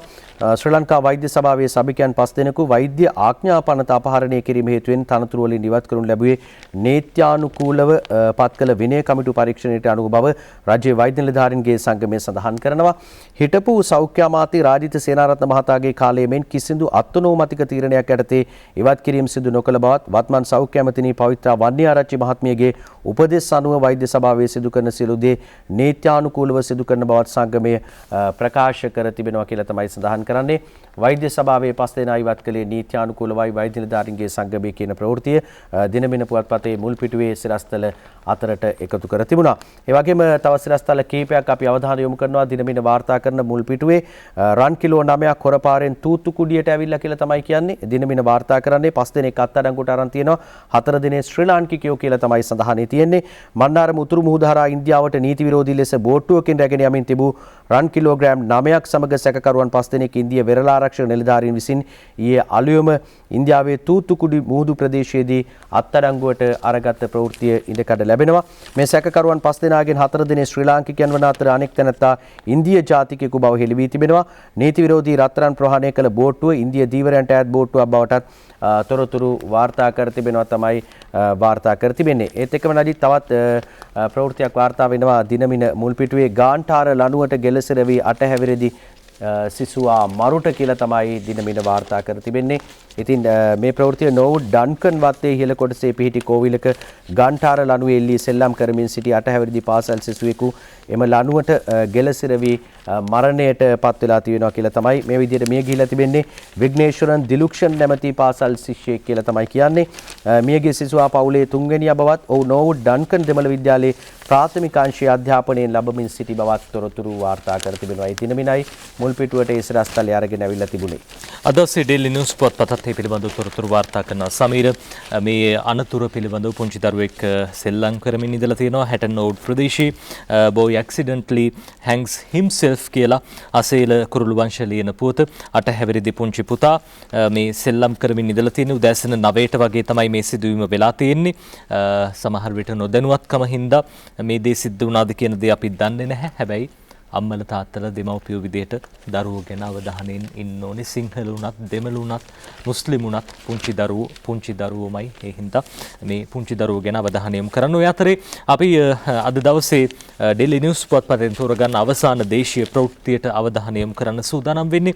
ශ්‍රී ලංකන් ගුවන් සේවය දැන් මේ වෙනකොට ඉහළ තැනකට අවිල්ලා තිනවා. අපි දකින විශේෂයෙන්ම ශ්‍රී ලංකන් ගුවන් සේවය අගේලා සම්මාන පහුගිය දවස්වල හම්බුණා. දැන් තවත් සම්මානයක් මේ විශේෂයෙන්ම මේ ජයග්‍රහණයක් ලැබිලා තියෙනවා. Sri Lankan wins 4-star major official airline rating from Apex ratings වලට අනුව ශ්‍රී ලංකන් ගුවන් සේවය දැන් මේ වෙනකොට තරු පන්ති අතර තරු 4ක නැත්නම් 4-star major official airline rating යටතේ ජයග්‍රහණය කරලා තියෙනවා කියලා මේ විදිහට අද දවසේ Daily News පුවත්පතට තොරතුරු වාර්තා කරන Sri Lankan Airlines was awarded 4-star rating of major official airline for 2021. The Airline Passenger Experience Association, ekane Apex සංවිධානය at the Future Travel Experience FTE Virtual Expo Awards ceremony that was held on 9th of December 2020 December 9 වෙනිදා පැවැත්විච්ච මේ සම්මාන උළෙලේදී ශ්‍රී Lankan ගුවන් සේවයට 4-star rating for major officials airline සම්මානය හිමි වෙලා තිබෙන බව අද දවසේදී ওই විදිහට Daily News පුවත්පතට තොරතුරු වාර්තා කරලා තියෙනවා. සමීර විදේශ පුවත්වලට අවධානය යොමු කරන්නට අවශ්‍යයි. සමීර නජිත් අපිට ක්‍රීඩා තොරතුරුත් තිබෙනවා. ක්‍රීඩා තොරතුරු කීපයක් දෙසටත් අපි අවධානය යොමු කරනවා. පසුගිය සතියේම LPL තරගාවලියත් එක්ක ඔබ ජීවත් වෙන්න ඇති. අපි දන්නවා බොහෝ දෙනෙක් ක්‍රීඩාලුවලින් LPL තරගාවලිය පිළිබඳව අවධානයෙන් හිටියා. අපිට ඒ පිළිබඳව තොරතුරු වාර්තා කරන්න පුළුවන් නේද? හොඳයි. ඊට කලින් අපි විදේශ පුවත් බලමු සමීර. අද දවසේ විදේශ පුවත් විදිහට දෙවෙනි පුවත්පත වාර්තා කරන තොරතුරක් අපි දැක්කා පසුගිය සතියේදී Pfizer BioNTech සමාගම් නිෂ්පාදනය කරපු කොරෝනා එන්නත මහා බ්‍රිතාන්‍යයේ සාර්ථකව දැන් මේ වෙනකොට ඒ එන්නත් කිරීමේ කටයුතු ආරම්භ වෙලා තිනවා. ඒ අතරේ Pfizer එන්නතේ දත්ත සොරා ගන්න සයිබර් ප්‍රහාරයක් එල්ල වෙලා කියලා දෙවෙනි පුවත්පතට ලියනවා මේ විදිහට අද දවසේ කීර්ති වර්ණකුල සූරිය විදේශ විදෙස් තීරයට මේ විදිහට ලියනවා. යුරෝපා වෛද්‍ය ඒජන්සියට සයිබර් ප්‍රහාරයක්. කොරෝනා මර්ධන ෆයිසර් එන්නතේ දත්ත සොරා ගනී කියලා සිරස්තලයක් සමගින් බ්‍රිතාන්‍යයේ පිහිටි යුරෝපා වෛද්‍ය ඒජන්සියේ පරිගණක පද්ධතියේ තිබූ කොරෝනා මර්ධන ෆයිසර් බයෝඑන්ටෙක් එන්නතට අදාළ රහසිගත තොරතුරු සයිබර් ප්‍රහාරයකින් සොරාගෙන ඇත. මේ සිදු කළ පුද්ගලයා ගැන පූර්ණ පරීක්ෂණ ආරම්භ කර ඇතැයි මෙම ඒජන්සිය කියා සිටි. ෆයිසර් සමාගම පැවසුවේ සිය දත්ත රහසේම පිටවීම මේ විදිහට සිද්ධ වෙලා තියෙනවා. කොරෝනා මර්ධනයෙන්වත් සඳහා අනුමැතිය ලබා දෙන්නේ යුරෝපා වෛද්‍ය ඒජන්සිය. මේ අතර බ්‍රිතාන්‍ය මාධ්‍ය පැවසුවේ ෆයිසර් එන්නතට අදාළ රහස් ලියවිලිද සයිබර් ප්‍රහාරයකින් සොරාගෙන ඇති බවයි. බෙල්ජියමේ ෆයිසර් සමාගම එන්නත් මිලියන ගණනක් බ්‍රිතාන්‍යයට ලබා දීමෙන් පසු මේ සයිබර් ප්‍රහාරය සිදු වී ඇත කියලා සමහර විට අපේ රටෙත් ඔය දේවල් සිද්ධ වෙනවා. සයිබර් ප්‍රහාර නෙවෙයි අපේ රටේ සමහර වෙලාවට අලුත් වෛද්‍ය වට්ටෝරුවක් හොයාගත්තොත් එහෙම බෙහෙතක් එහෙම හොයාගත්තොත් ඒ වට්ටෝරුව හොරකම් කරන්න ගොඩක් අය කටයුතු කරනවා. ලෝකෙත් සිද්ධ වෙලා තියෙන ඒ දේ සයිබර් ප්‍රහාරයක් එල්ල වෙලා ෆයිසර් බයෝඑන්ටෙක් සමාගම්වල මේ එන්නතේ අන්තර්ගතය පිළිබඳව හොයලා බලන්න ඒ විදිහට හැක් කළා නැත්නම් සයිබර් ප්‍රහාරයක් එල්ල වෙලා තියෙනවා. කෙසේ වෙතත් තොරතුරු එළියට ගිහිල්ලා නම් මේ එන්නත දැන් වෙන කට්ටියත් නිෂ්පාදනය කරන්න පටන් ගනී. ඔය අතරේ නයිජීරියාවේ බොකෝ හරම් ත්‍රස්තයෝ ගොවීන් 70ක් ඝාතනය කරති කියලා අද විදෙස් පුවත් වලින් දෙවයින පුවත්පත මේ විදිහට කියනවා. ISIS ත්‍රස්තවාදීන්ට සම්බන්ධ නයිජීරියාවේ බොකෝ හරම් ත්‍රස්ත සංවිධානය සබා මැරියම් ගම්මානයට කඩා වැදී ගොවියන් 70 දෙනෙකු මරා දමා ඇත. නයිජීරියානු හමුදාවට තොරතුරු සැපීමේ චෝදනාවට එම ගොවීන් මේ විදිහට ඝාතනය කරලා තිනවා. මේ ඝාතනයේ සිදු වූ ගම්මානය හවටින් නයිජීරියානු හමුදාව ඉවත් වී තිබුණා. නයිජීරියානු රජය සහ බොකෝ හරාම් අතර පැවති සටන් විරාමයේ බිඳවැටීමෙන් පසු මෙම සමූල ඝාතනය සිදු ඇත. ඝාතනයට ලක් වූ ගොවීන් රට කෘෂිකාර්මික කටයුතු වලට සම්බන්ධ වූ වෙති කියලා වැඩි දුරටත් ලියනවා. සමීර තවත් එක විදෙස් පුවතකට අපි අවධානය යොමු කරමු. ඕස්ට්‍රේලියානු කොරෝනා මර්ධනය එන්නත් අහෝසි වෙයි කියලා අද දවසේ විදෙස් පුවත් වලින් මේ විදිහට කියනවා. ඕස්ට්‍රේලියානු ක්වීන්ස්ලන්ඩ් විශ්වවිද්‍යාලයේ නිපද වූ කොරෝනා මර්ධනය එන්නත ඉදිරියට ගෙන යාම අතහැර දමා ඇත. මෙම එන්නත මාත්‍රා මිලියන 51ක් ලබා ගැනීම සඳහා ඕස්ට්‍රේලියානු රජය ඩොලර් බිලියන කැණවුමක් ලබා දී තිබුණා. මේ එන්නත සාර්ථක වී නැතයි ඕස්ට්‍රේලියානු මාධ්‍ය කියා සිටිනවා කියලා වැඩි දුරටත් තොරතුරු වාර්තා කරනවා අද දවසේ විදෙස් පුවත් තුලින්. නඩිත් අපි ඊළඟට ක්‍රීඩා තොරතුරු දෙසට අවධානය යොමු කරමු. ක්‍රීඩා තොරතුරුත් එක්ක ලංකා ප්‍රීමියර් ලීග් ක්‍රිකට් තරඟාවලිය පිළිබඳව බොහෝ දෙනෙක් අවධානයෙන් ඉන්නේ ක්‍රීඩා ලෝලීන්. අපි දැක්ක ඊයේ දවසේදී තරඟයක් පැවැත්ුණා. ඊයේ දවසේ පැවැත් තරඟය තමයි මුල් වටේ තිබුණු අවසන් තරඟයේ හැටියට පැවැත්ුණේ LPL තරඟාවලියේ දඹුල්ල වයිකින් කණ්ඩායම සහ කොළඹ කිංස් කණ්ඩායම අතර තරඟය පැවැත්ුණේ. මුලින්ම පන්දුවර පහර දුන් දඹුල්ල වයිකින් කණ්ඩායම ලකුණු 203ක් ලබා ගන්නවා කඩලු 8ක් බිඳ වැටී තිබියදී කඩලු 3ක් බිඳ වැටී තිබියදී නදිත් ඒ වගේම කොළඹ කිංස් කණ්ඩායම පන්දු 18යි පන්දු 5කදී ජයග්‍රහණය වාර්තා කර ගන්නවා ලකුණු 205ක් ලබා ගනිමින් කඩලු 4ක් පමණක් බිඳ වැටී තිබියදී ඒ අනුව අපි දැක්කා දඹුල්ල වයිකින් කණ්ඩායමේ නිරෝෂන් දික්වැල්ල ලකුණු 65ක් ලබා ගන්නවා. ඒ වගේම ඇන්ජලෝ පෙරේරා ලකුණු 74ක් ලබා ගත්තා ඊයේ පැවති තරඟයේදී. ඒ අනුව දැන් අවසන් පූර්ව වටය තමයි ඊළඟට අපිට තිබෙන්නේ. ඉරිදා දවසේදී අවසන් පූර්ව වටය පැවැත්වෙනවා. ඒ අනුව පළමු කණ්ඩායම සහ හතරවෙනි කණ්ඩායම අතර තරඟයත් ඒ වගේම දෙවැනි තරගයේ හැටියට දෙවැනි කණ්ඩායම සහ තුන්වෙනි කණ්ඩායම අතර තරඟයත් සඳුදා දවසේදී පැවැත්වීමට නියමිතව තිබෙනවා. ඒ අනුව අපිට තරඟ සටහනට අනුව ඒ වගේම කොළඹ කිංස් කණ්ඩායම ලබාගෙන තිබෙනවා තරඟ 8කට සහභාගී වෙලා ලකුණු 12ක් ලබා ගත්තා. ඒ වගේම දඹුල්ල වයිකින් කණ්ඩායම තරඟ 8කට සහභාගී වෙලා ලකුණු 11ක් ලබා ගන්නවා. ජැප්නා ස්ටැලියන්ස් කණ්ඩායම තරඟ 8කට සහභාගී වෙලා ලකුණු 9යි. ඒ වගේම ගෝල් ග්ලැඩියේටර්ස් කණ්ඩායම තරඟ 8කට සහභාගී වෙලා ලකුණු 4යි. කැන්ඩි ටස්කර්ස් කණ්ඩායම තරඟ 8කට සහභාගී වෙලා ලකුණු 4ක් ලබා ගත්තේ. නමුත් තරඟ දල වේගයේ අනුව ගෝල් ග්ලැඩියේටර්ස් කණ්ඩායම 4 වෙනි ස්ථානයේ පසුවන්නේ. ඒ අනුව තමයි නජිත් මේ අනුව තරඟ කාලසටහන හැදී තිබෙන්නේ. හොඳයි සමීර. අද දවසේ ක්‍රීඩා තොරතුරු විදිහට අපිට සඳහන් කරන්න පුළුවන් වුණේ. අපි සූදානම් විරාමයක් ලබා ගන්න කාටුන් බලන්නත් ඕනේ. ඊට කලින් අපි විරාමයක් ලබා ගන්න.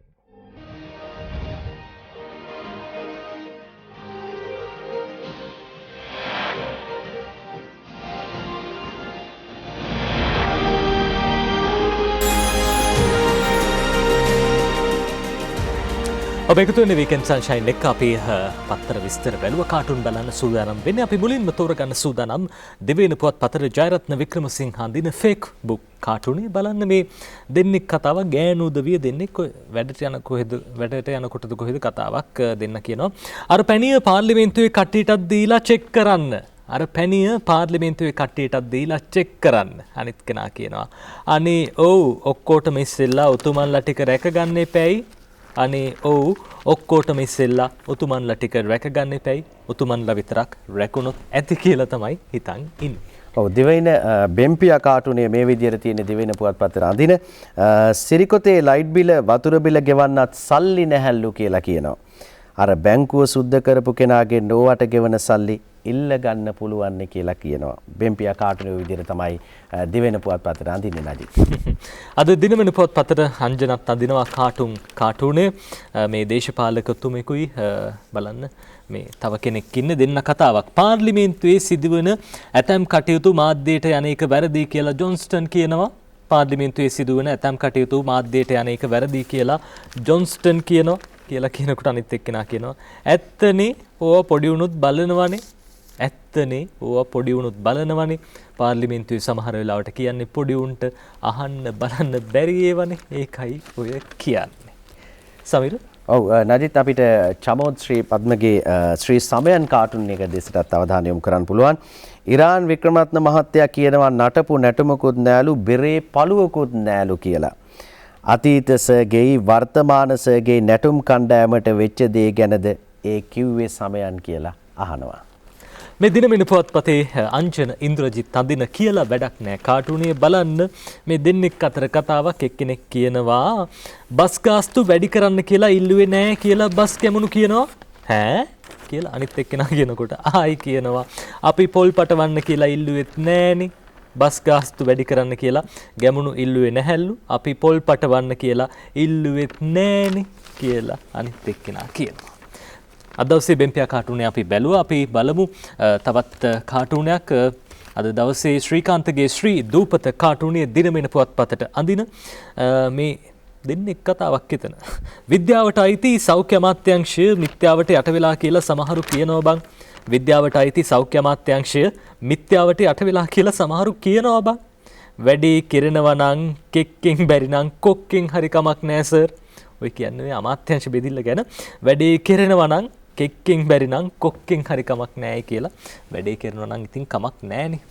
මේ බලන්න දිනවෙන පුවත්පතට අංජනා දින තවත් කාටුනයක්. මේ ඉන්නේ අගමැතිතුමන්. ඔන්න දැන් අගමැතිතුමන් පාර්ලිමේන්තුව පැත්තේ ඉඳන් දුවගෙන ඇවිල්ලාද කොහෙද? ඔන්න දැන් අතේ තියාගෙන කියනවා 20යි 21 අයවැය ලකුණු 3න් 2යි කියලා. දැන් අයවැය සම්මත වෙලා පාස් කියලා පිටිපස්සෙන් කට්ටිය දැන් පාස් කරලා තියෙන්නේ. 20යි 21 අයවැය ලකුණු 3න් 2යි කියලා අගමැතිතුමන් පෙන්නනවා. මේ ඇඟිලි වලිනුත් පෙන්නනවා මේ විදියට. අද දවසේ තවත් කාටුනයක් මේ උදය විමලසිරි අඳින කාටුනයක්. මේ බලන්න ඉබ්බෙක් ඉන්න කාටුනයක්. බලන්නකො මේ ඉබ්බා විදියට ඉන්නේ කවුද කියලා බෙල්ල දාගෙන එළියට බන්දුල ඇමතුමා වගේ තමයි පේන්නේ ඉන්නේ. බලන්න එතුමා මේ ඉබ්බගේ ඇඟ උඩ අකුණු සන්නායකයෙකුත් හයි කරගෙන ගැසට් කියලා තමයි ගහලා නම් තියෙන්නේ. හැබැයි එතුමා ගැසට් ගහනවා අපි දැක්කා. ඒ අතරේදී පිටිපස්සෙන් එතුමට සෙරප්පු පාරවල්, සපත්තු පාරවල්, පිහි පාරවල්, බ්ලේඩ් තල, ඒ වගේම මේ රබර් රැබත් විසිනවා අපිට පේනවා. කොහොම වුණත් ඉතින් එතුමා ඇමතුමා විදියට අවශ්‍ය පියවර ගන්නවා. හැබැයි ඉතින් වටේ පිටේ කට්ටියගේ සහයෝගයක් නැති වගේ තමයි අපිට නම් පේන්න තියෙන්නේ. කොහොම වුණත් ඉතින් අකුණු සන්නායකයක් වගේ කූරකුත් හයි කරගෙන ඉන්නවා. ගැසට් කියලා ගහලා තියෙනවා.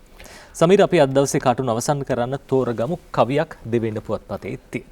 ඔව් දිවෙන පුවත්පතේ ඕකයි තත්ත්වයේ කවි අනුරාධ ලියන මේ විදිහට සඳහන් වෙන්නේ කෑගලු පැණිය මැති සභයට පැමිණීලා മന്ത്രിවරුන් බිව්වා ගුඩු ගුඩු ගාලා කවදත් ලැබෙන දේවල් මුල දිම කාලා පුරුදුයි එයාලට ජනයට රොඩු දීලා කෑගලු පැණිය මැති සභයට පැමිණීලා മന്ത്രിවරුන් බිව්වා ගුඩු ගුඩු ගාලා කවදත් ලැබෙන දේවල් මුල දිම කාලා පුරුදුයි එයාලට ජනයට රොඩු දීලා. ඔය අනුරාධ ලියලා තියෙන්නේ ඕකයි තත්ත්වේ කවිය. ඒකත් අර පාර්ලිමේන්තුවේ කට්ටියට ඉක්මනට හැමදේම ලැබෙනවා කියන කාරණාව සනාථ කරන දෙයක්. කොහොම වුණත් ඉතින් රටේ ජනතාව පාර්ලිමේන්තුවට ඇව්වේ රටේ ජනතාව වෙනුවෙන් සේවය කරන්න, තමුන්ට සේවය කරගන්න නෙවෙයි. ඒ බව මැති ඇමතිවරු, മന്ത്രിවරු හිතට ගත්තොත් හොඳයි. රටේ දියුණුවට ඒක ගොඩක් වැදගත්. අපි සූදානම් විරාමයක් ලබා ගන්න.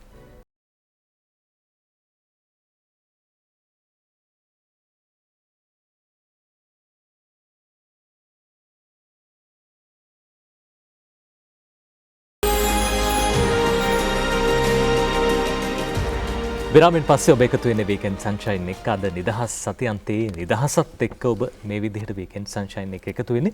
අපි ජාතික පුවත්පත්වල තොරතුරු බැලුවා. ඒ වගේම කාටුන් මේ හැම දෙයක්ම බැලුවා. අපි බොහොම වැදගත් මාතෘකාවක් පිළිබඳව සාකච්ඡා කරන්න සූදානම් වෙන්නේ.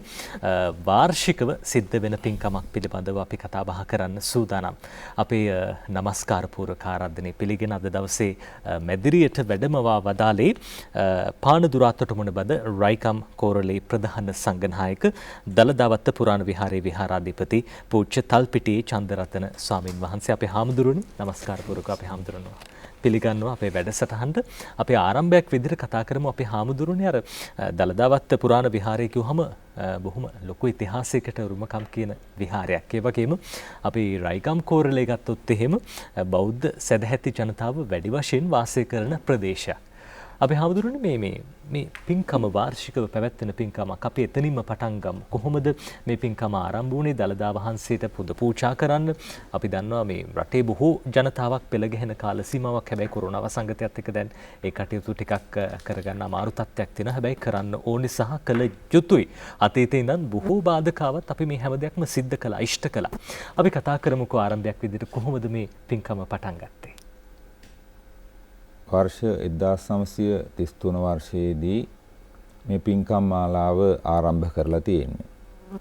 වාද්දුව තල්පිටිය දළදාවත්ත පුරාණ මහා විහාරස්ථානය මේ දළදා නාමයෙන් ආමන්ත්‍රණය කිරීමට ඊට ඈත අතීතයේදී ආරම්භ කළ බව තමයි අප ජනප්‍රවාදානුගත තොරතුරුත් එක සඳහන් වන්නේ. කෝටේ රාජධානි සමයේදී දළදා වහන්සේ ආරක්ෂා කර ගැනීමට පරසතුරු ආක්‍රමණයෙන් සුරක්ෂිත කර ගැනීමට යම් යම් රහසිගත ස්ථානවලට වැඩම කෙරුවායි කියන එක ප්‍රසිද්ධ කාරණයක්.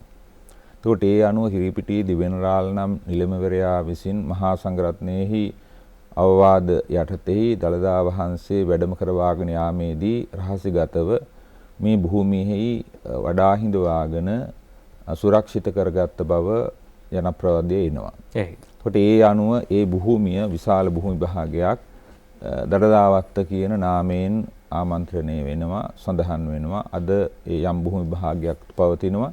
ඒ භූමි භාගයේ ආරම්භ වෙච්ච විහාරස්ථානයේ දළදාවත්ත පුරාණ මහා විහාරය.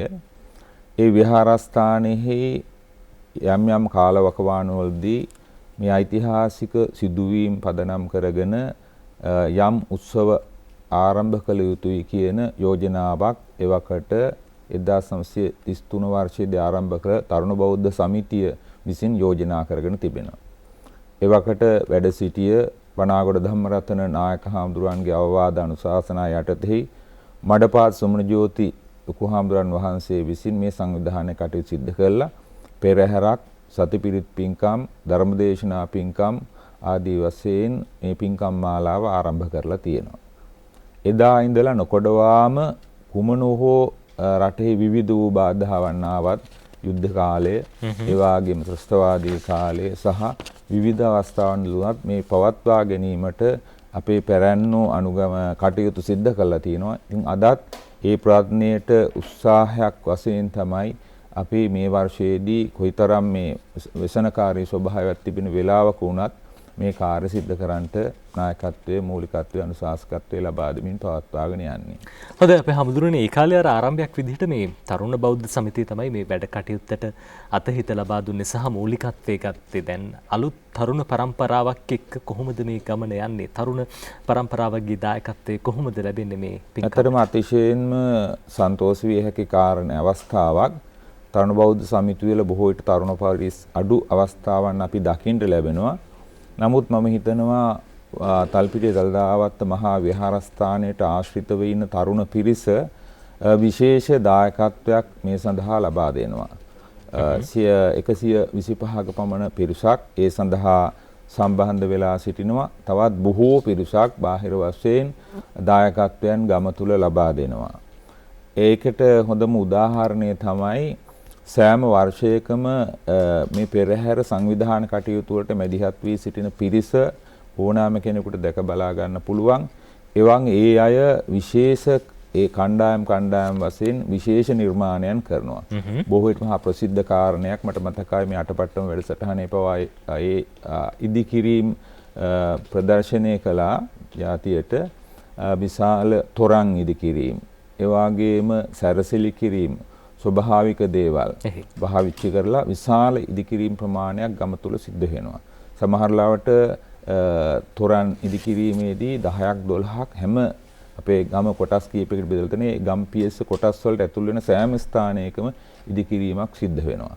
ඒ වගේ මණ්ඩපය සකස් කිරීම අපි ස්ථිර ගොඩනැගිල්ලක් තුල තියෙන ධර්මශාලාවේ නව දේවල් වලින් ඒ නිර්මාණය වෙනවා. මේ විදිහට විවිධ ආකාරයේ දායකත්වයන් ඒ තරුණ පිරිස්ගේ නායකත්වයෙන් තමයි සිද්ධ වෙන්නේ. ඒකම දහම් පාසලෙහි සිටින හේවිසි කණ්ඩායම, වෙස් කණ්ඩායම මේකට විශේෂ මම හිතන ඔබතුමා අහන ප්‍රශ්නෙට විශේෂ උත්තරයක් දෙනවා. 100ක් පමණ දරුවන් හේවිසි කණ්ඩායමේ සිටිනවා. වෙස් කණ්ඩායම සිටිනවා 18 දෙනෙක්. සාමාන්‍යයෙන් ළමයින් ඇටියට අපි හඳුනන මේ සාමාන්‍යයෙන් ඉතර පිරිසක් සහභාගී වෙන්නේ අපි දකින පොදුවේ අනික් පන්සල් ගත්තත් දහම් පාසල් ගත්තත් හැබැයි අපේ හාමුදුරුවෝ කියන විදිහට 100ක් ඒ වගේ විශාල ප්‍රමාණයක් ඒ විසි කණ්ඩායමක ඉන්නවා කියන කාරණා බොහොම වැදගත්.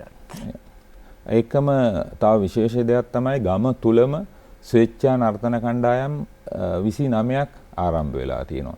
ඒ අය තමන්ගේ වියදමින් දරුවන් වැඩිහිටියන් සම්බන්ධ වෙලා ඒ අය පිරිස ඒකරාශී වෙලා මේ පෙරහැරට දායකත්වය ලබා දෙන එක නිසා මේක අපි මෙහෙවා කරන දෙයක් නෙවෙයි. ඔවුන්ගේ හදවතින්ම ආරම්භ කළා පවත්වාගෙන යන දෙයක්. ඒකම විශේෂ වශයෙන් උපාසිකාවන් අපේ පෙරහැරට අනන්‍ය වූ ලක්ෂණයක් තියෙනවා. උපාසිකාවන්ගේ සහභාගීත්වය. මොකද ඒ අය පහනක් අතැතිව මුළු පෙරහැරේම පැය ගාණක් තිස්සේ පහන් කූඩුවක් සහිතව ගමන් කරන විශේෂ දෙයක් තියෙනවා. ඒ වගේම මල් ගස් නිර්මාණය කිරීම. මතුන මල් ගස් කිව්වහම සාමාන්‍ය ගහකට මල් ගහලා කරන ක්‍රමයට වඩා වෙනස් ක්‍රමයකට සකස් කළා ඒ විදිහට කටයුතු සිද්ධ කරන අවස්ථාවක් තිබුණා. ඒ නිසා ඒ වගේම දරුවන්ගේ සහභාගීත්වය පෙරහැරේ සම්පූර්ණයෙන්ම ගමන් කරන්නේ අපේම ගම ඇසුරු කරගෙන අය. ඊට අතිරේකව තමයි අපි මුදලට ලබා ගන්නා වූ නර්තනයන්, විශේෂ නර්තනයන්, උඩ පහත සබරගමු ආදී සම්ප්‍රදායන් වල නටුන් ඉදිරිපත් කිරීම සිද්ධ කරනවා. පිරිත් දේශනාවේ කටයුතු සිද්ධ කරන යාමෙත් ඒ විදිහටම තමයි කටයුතු සිද්ධ කරන උන්ගේ සංවිධානයක් යටතේ තමයි කටයුතු සිද්ධ කරගෙන යන්නේ. හොඳයි. අර මේ ගමක් කිව්වහම ගමක් කියන්නේ රටේ ආර්ථික සංවර්ධනයේත් මූලිකම කොටාසේ නැත්නම් මූලික මේ ඒකකයේ විදිහට අපිට ගම හඳුන්වන්න පුළුවන්. ඒ නිසා ගමක් එකතු වෙලා මේ කරන පින්කම් පිළිබඳව අපිට තව දුරටත් කතා කරන්න අවශ්‍යයි. අපි සූදානම් මීට කලින් විරාමයක්.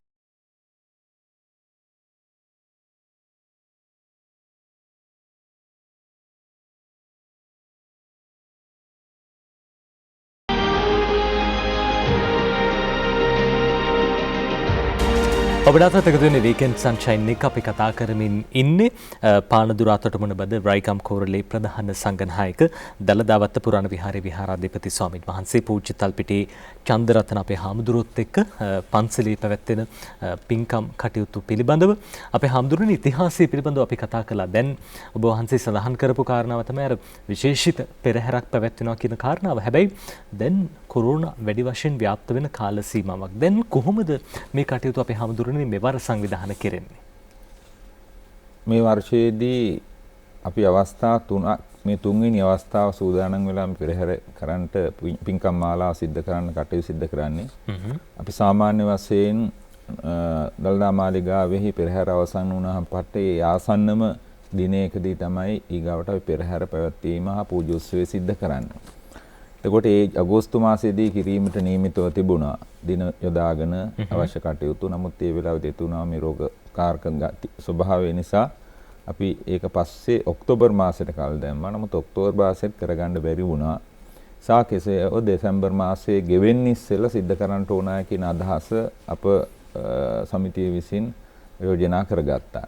ඒ අනුව මේ කෙසේ හෝ මේ ගමට ඒ වගේම අපේ ලොකු කුඩා බාල තරුණ මහලු කාටත් මේ පින්කම් මාලාව සිද්ධ නොකර ගත්තොත් ඔවුන්ගේ යම්කිසි අද තියෙන මේ රෝග පීඩාවත් එක්ක තියෙන පීඩාවටත් එක්ක මානසික ආතතියකුත් ඇති වෙන කාරණයක් හැටියට අපි කල්පනා කළා. අර ගොඩක් වෙලාවට හිතෙන්න පුළුවන් මේ පාර අපිට කරගන්න බැරි වුණා කියන කාරණාව. මානසිකත්වය ඇති වෙනවා. ඒ නිසා මොකද මේක පෙරහැරක් විතරක් නෙමෙයි මේකට සමගාමීව පින්කම් මාලාවක් සහිතව කෙරෙන්නේ.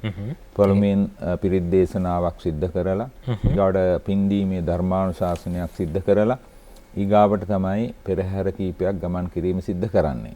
ඒ විදිහට මෙය නොපිරිහෙලා සිද්ධ කරගන්න ඕනාය කියන අදවතෙහි පිළිගැනීමක් තුල තමයි මේ කාර්ය සංවිධානය කරන්නේ. හොඳයි. දැන් මෙවර අර මේ කොහොමද සංචරණ සීමාත් තියෙන සමහර වෙලාවට අර මීටරේ පරතරෙත් තියාගන්න ඕනේ මුඛාවරණ පළඳින්න කියලා සෞඛ්‍යාංශ සඳහන් කරනවා.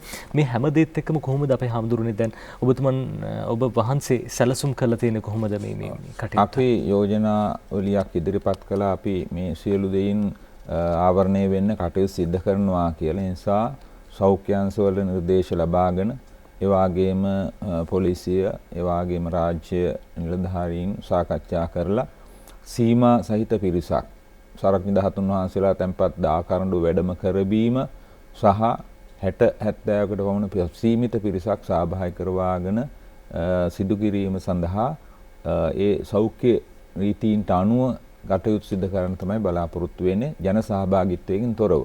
අපි හැම තැනම නිවේදන කරලා තියෙනවා දැන්නින් පූර්ව පළ කරලා තියෙනවා සෙනගේක රාශිය වෙන්න එපා කියලා. ඒ විදිහට තමයි කටයුතු සූදානම් කරගෙන තියෙන්නේ. හොඳයි අපේ හමුදුරනේ මේ කවදද මේ පින්කම් පැවැත්වෙන අපි දිනවකවනුත් සඳහන් කරමු. අපි පෞද්ගලික ආරම්භ කළේ පිරිත් දේශනාව වෙනදා 35 පරිත්‍රාණ ධර්ම දේශනාවක් දොරකඩ අසන දේශනාව ආදී පවත්වනවා. නමුත් මේ තියෙන ගැටලු සහගත තත්ත්වය නිසා අපි තීරණය කළා සෙත් පිරිත් දේශනාවක් විශේෂයෙන් මේ අවස්ථාවේදී අපි බෞද්ධයන් හැටියට පිරිතේ ආරක්ෂාව ආශිර්වාදයේ තුලින් අපේ නිරෝගී භාවය උදා කරගන්න හේතු වෙනවා කියන ශ්‍රද්ධාවන්ත හැඟීමෙන් කටයුතු සිදු කරන නිසා දින 3ක් පිරිත් දේශනාව පසුගිය 9 වෙනිදා ඉඳලා ඊයේ රාත්‍රිය වෙනකන් පිරිත් දේශනාවන් පැවැත්වුවා. පැය දෙකක පමණ කාලයක් සවස් භාගයේදී ඊට පස්සේ අපි පෙරහැර අද දිනේදී විදු සංචාරය කරන්නට සූදානම් කරගෙන තිබෙනවා. පාන්සල් වත්තටවත් අපි අයිද පාරවලවත් සීමා ඇති කරගෙන ඊ타ත්ම සංකේතාත්මකව තමයි මේ කාර්ය සංවිධානය කරන්නට යොමු වෙලා තියෙන්නේ. හොඳයි සෞඛ්‍ය ආරක්ෂාවට මුල් තැන දෙමින් මේ කටයුතු සිදු කරන බව තමයි අපේ හාමුදුරුවෝ සඳහන් කළේ. අපේ හාමුදුරුවෝ ඔබ වහන්සේ සඳහන් කරපු ආකාරයට අර අපි ආරම්භයේදීත් කතා කළා තරුණ පරපුරට වැඩි උනන්දුවක් තියෙනවා මේ කටයුතු සංවිධානය කරනකොට. අපි දැක්ක ඉතිහාසය විමර්ශනය කරනකොටත් අපේ හාමුදුරුවෝ කලින් අපි සාකච්ඡා කරනකොට සඳහන් කළා මේ ඉතිහාසයේත් අර බුද්ධ ජයන්තිය වෙනුවෙන් පවා මහා ලොකු සැලසුමක් ඇතුව වැඩසටහන් ක්‍රියාත්මක කරා. කොහොමද මේ දේවල් ඒ කාලෙත් පැවැත්තුනේ? මේ තුලින් ප්‍රකට වෙන්නේ තරුණ බෞද්ධ සමිතිය සහ විහාරවාසී මහා සංඝරත්නය ශාසනික වශයෙන්, ජාතික වශයෙන්, සංස්කෘතික වශයෙන් අපේ ජනතාව පෙළ ගැස්වීම සඳහා මූලික වී කටයුතු සිද්ධ කරන බවක්. මම විශේෂයෙන් සඳහන් කරන්න ඕන අපි කවුරුත් දන්නවා ප්‍රසිද්ධ කාරණයක් තමයි 1956 දී බුද්ධ ජයන්ති වර්ෂය උදා කළා රජයේ ප්‍රකාශයට පත් කළා විශාල කාර්යභාරයක් ශාසනික වශයෙන් සිද්ධ කළා. ඒකේ ප්‍රතිඵල මම හිතනවා අධ්‍යයනය කරන්න තරම් වටිනවා. මොකද ඒ ප්‍රකාශයට පත් කළා ඒ අවුරුදු 5ක පමණ වැඩසටහන තුලින් ලංකාවේ විශාල මම හිතන එක සංඛ්‍යාලයකන තියෙනවා අධ්‍යයනය කරන්න නැති එකයි තියෙන ගැටලුව. පහුගිය කාලේදී බුද්ධ ශාසන අමාත්‍යාංශයෙන් නිකුත් කරපු පත්‍රිකාවක සටහන් කරලා තිබුණා 1956ට පෙර වර්ෂවල තීච්ච අපරාධ ප්‍රමාණය 1957 වෙනකොට සංඛ්‍යාත්මක වශයෙන් විශාල පසුබෑමක් ඇති වෙලා තිබෙනවා කියලා. ඒකෙන් බුද්ධ ජයන්තියේ ප්‍රතිඵල රට භුක්ති විඳා. අද දවසේදී ඒ නිසා තල්පිටි ගම හැටියට දළදාවත මහා විහාරස්ථානයේ හැටියට තරුණ බෞද්ධ සමිතිය හැටියට 1949 වර්ෂයේ ඉඳලා 57 වර්ෂයේ දක්වා 7 අවුරුදු වැඩසටහනක් නිර්මාණය කරලා තියෙනවා. ඒකෙන් අපිට පේනවා තරුණ බෞද්ධ සමිතිය පෙරහැර කිරීමට අතිරේකව විශාල කාර්යභාරයක් සිදු කරන්න යොමු වෙලා තිබෙනවා කියන එක. ඒ වැඩසටහනේ මේ වාර්තාවක් අපි සතුව තිබෙනවා පැරණි වාර්තාවක්. ඒ පැරණි වාර්තාවේ සඳහන් කරනවා ඒ වැඩසටහනේ ධර්මදේශනා 84ක් 84000 පූජාවක් ඒ වගේම දහම් පාසල් යමමින් ශ්‍රද්ධාව ඇති කිරීම සඳහා යොමු කිරීමේ වැඩසටහනක් ඒ වගේම වටවන්දනාවන් මම හිතන අද නම් හිතන්නත් බැරි දෙයක් වටවන්දනාව කියලා කියන්නේ ඒ කාලේ දින සටහන් කළ තියෙන දවස් 14ක් 15ක වටවන්දනා යාම. ඒ කියන්නේ සාමාන්‍ය මධ්‍යම පන්තික පවුල් වල අයට තනියෙන් මේ විදිහේ ගමනක් යන්න බෑ. එතකොට ඒ කාලේ ඒක රාශී කරගෙන ඒකට අය කරලා තියෙන මුදල රුපියල් 65යි. ඒ කාලේ දවස් 14ටම අය කරලා තියෙන රුපියල් 65යි. ඒ විදිහට අය කරලා නඩ වශයෙන් අපි පාන කියන්නේ නඩ ගෙනියනවා කියලා.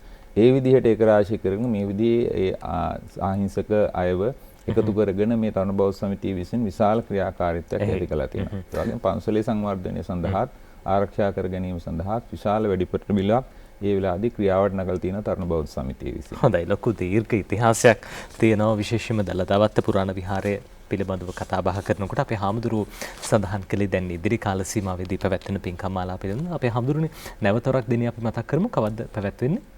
පෙරහැර අද හවස 6:30ට ජන සහභාගීත්වයේ සීමා කරගෙන සිදු කිරීමට කටයුතු සංවිධානය කරලා තියෙනවා මේ වෙන විට. හොඳයි. විශේෂයෙන්ම දැන් සෞඛ්‍ය ඒ ආරක්ෂණ කටයුතු වලට මුල් තැන දීලා ඒ මාර්ගෝපදේශ වලට මුල් තැන දීලා මේ කටයුතු සිද්ධ වෙන බව අපේ හාමුදුරුවෝ සඳහන් කළා.